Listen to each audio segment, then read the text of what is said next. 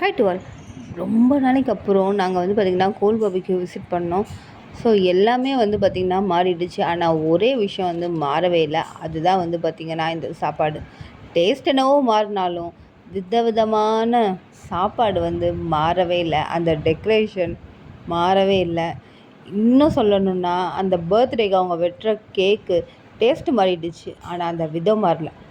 So நீங்களும் பாபிக்யூலாம் visit பண்ணியிருக்கீங்களா அப்படின்றத கமெண்ட் பண்ணுங்கள். உங்களுக்கு வந்து பார்த்திங்கன்னா கோல் பாபிக்யூ பிடிச்சிருக்கா பிடிக்கலையா அப்படின்றத பற்றி சொல்லுங்கள், கேட்கலாம்.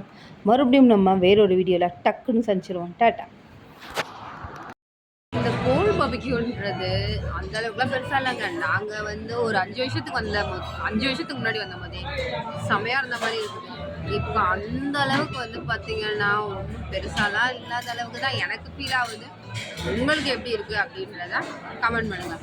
எனக்கு வந்து பார்த்திங்கன்னா இதில் கூட வந்து பார்த்திங்கன்னா தண்ணி கலக்கி வச்சுருக்காங்க அப்படின்ற மாதிரி தோணுச்சு.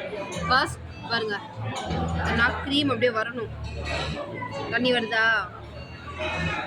இதில் கூட வந்து பார்த்திங்கன்னா தண்ணியாக இருக்குங்க. அந்த மாதிரி தான் இருக்குது. மற்றபடி தோசை கேட்டு 1 மணி நேரம் கிட்ட ஆகுது, இன்ன வரையும் தோசை வரவே இல்லை. ஆனால் சுற்றி க்ரௌடை மட்டும் பார்த்தாலே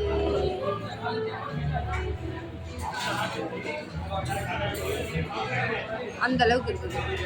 இன்னைக்கு ஃப்ரைடே, அந்த அளவுக்கு புக்கிங்லாம் இல்லைன்னாங்க. ஆனால் இன்னைக்கே இந்த அளவுக்கு